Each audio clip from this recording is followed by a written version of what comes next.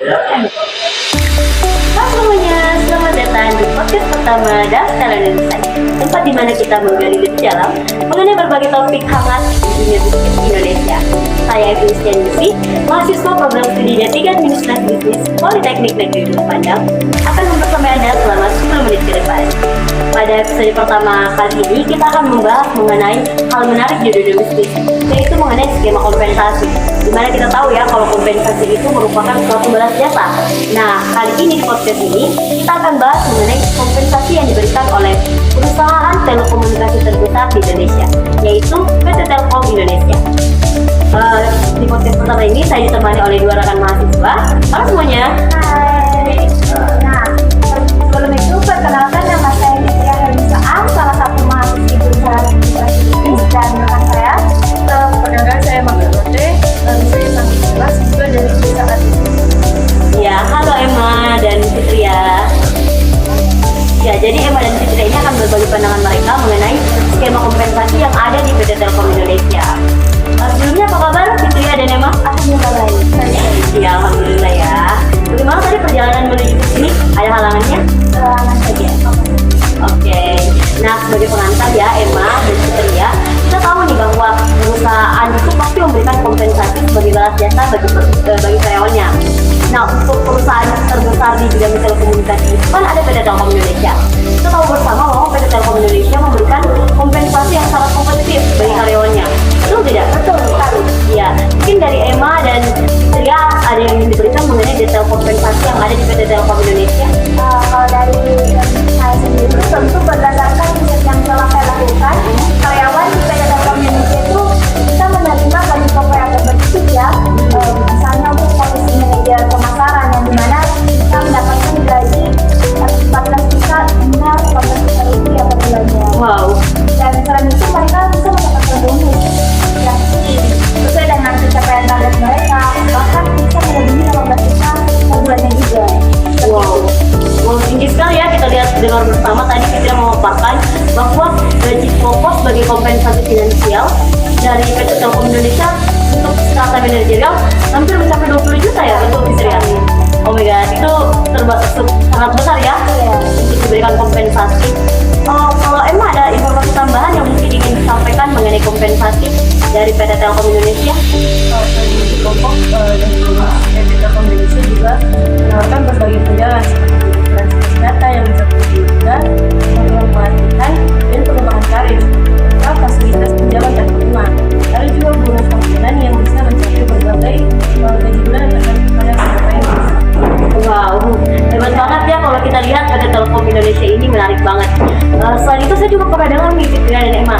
Kalau tadi Emma juga katakan ada tunjangan dan segala macamnya, saya memang mendengar kalau PT Telkom Indonesia itu tidak hanya sebatas kompensasi finansial, tapi ada juga yang namanya skema kompensasi non finansial, seperti tunjangan kesehatan bagi keluarga karyawan bahkan. Betul tidak?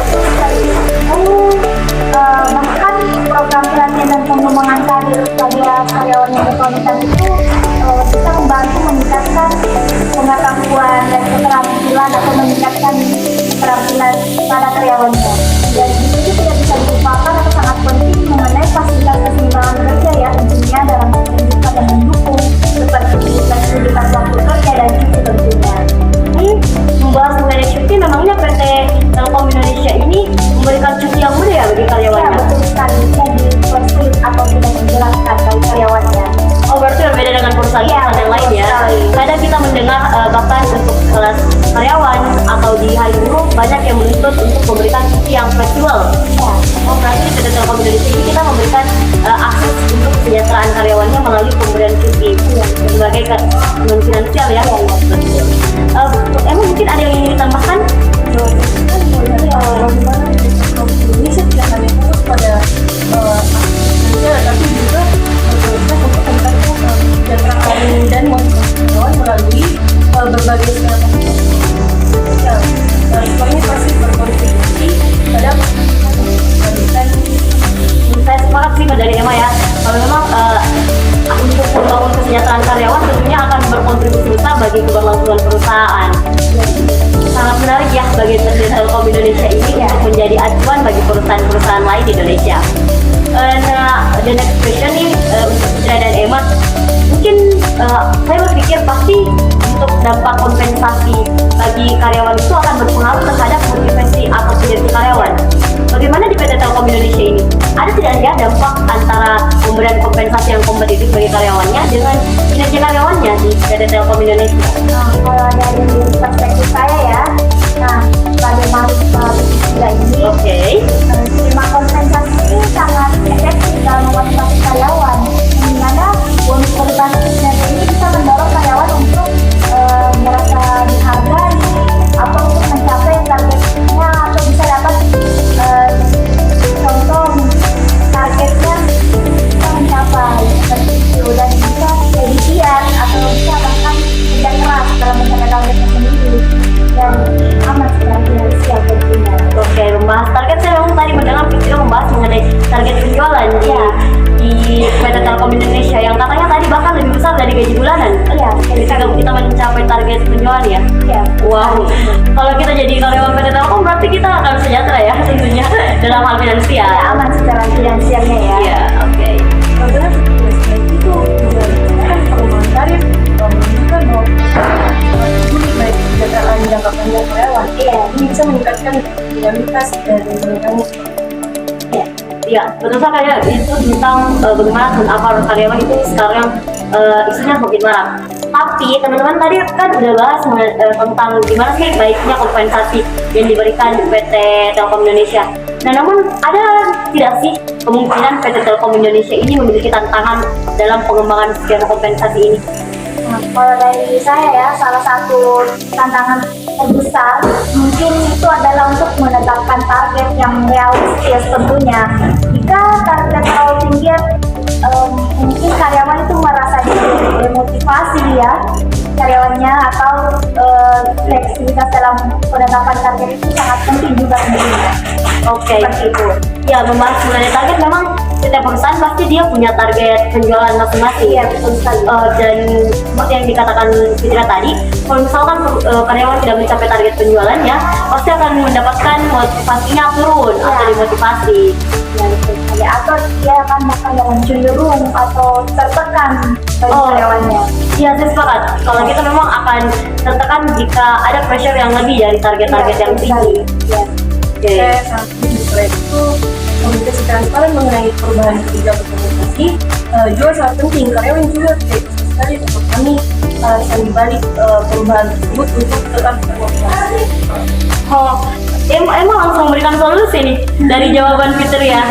Tapi membahas tentang tantangan tadi yang dibahas, mungkin teman-teman bisa memberikan solusi yang lebih konkret lagi nih. Mungkin sempat dari pihak PT Telkom Indonesia yang menonton podcast ini bisa mendengarkan saran-saran dari rekan-rekan mahasiswa bisnis ini. Mungkin bisa dipaparkan.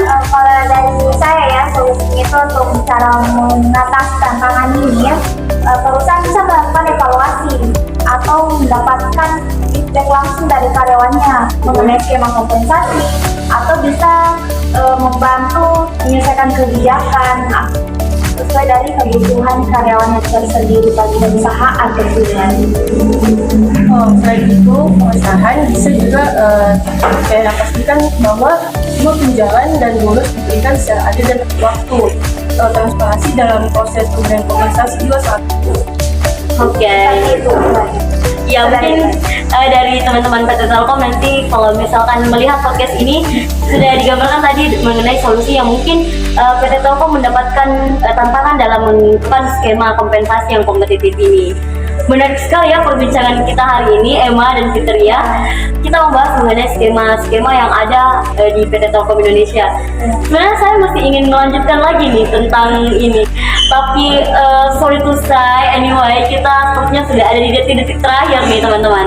Mendengar teman-teman mahasiswa, kalau kita ini sudah hampir 10 menit ya di sini, jadi mohon maaf sekali. Kalau kita nanti mungkin bisa di lain waktu lagi untuk membahas mengenai kompensasi atau isu-isu yang lain. Terima kasih banyak nih kepada Fitria dan Emma atas pemberian pandangan dan informasi baru nih bagi kita melihat bagaimana PT Telkom Indonesia ini menghargai karyawannya. Nah, dalam rangkaian diskusi kali ini, saya bisa menyimak dengan baik bahwa PT Telkom Indonesia telah memberikan skema kompensasi dalam dua hal. Ada kompensasi finansial dan ada juga non finansial. Kompensasi non finansial ini ternyata memperhatikan kesejahteraan karyawan dan motivasinya melalui berbagai skema kompensasi ya. Jadi PT Telkom Indonesia sangat menghargai karyawannya dengan memberikan kompensasi yang kompetitif. Oke, jadi PT Telkom Indonesia itu betul-betul sangat menghargai karyawannya, teman-teman. Kita juga telah melihat sih bagaimana ini gaji pokok yang kompetitif, bonus, insentif dan segala macamnya. Ini akan mendukung dan menjadi bagian dari komitmen PT Telkom Indonesia untuk menciptakan pengalaman kerja yang memuaskan bagi karyawan tentunya ya.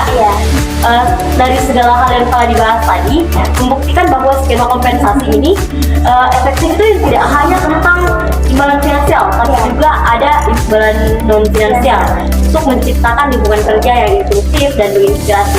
Karena saya yakin sekali kalau PT Telkom Indonesia ini bisa menjadi acuan dan inspirator bagi perusahaan lain untuk memberikan skema kompensasi yang sama kompetitifnya dengan PT Telkom Indonesia. Dengan demikian teman-teman, mari kita terus memperhatikan ya bagaimana perusahaan-perusahaan di Indonesia dan di seluruh dunia bahkan untuk mengelola kompensasi karyawan mereka. Karena hal ini tidak hanya berdampak pada kesejahteraan individual karyawan, tapi juga kelangsungan karyawan. Mungkin nih sebelum kita tutup, Emma dan Fitria mau kasih closing statement nih.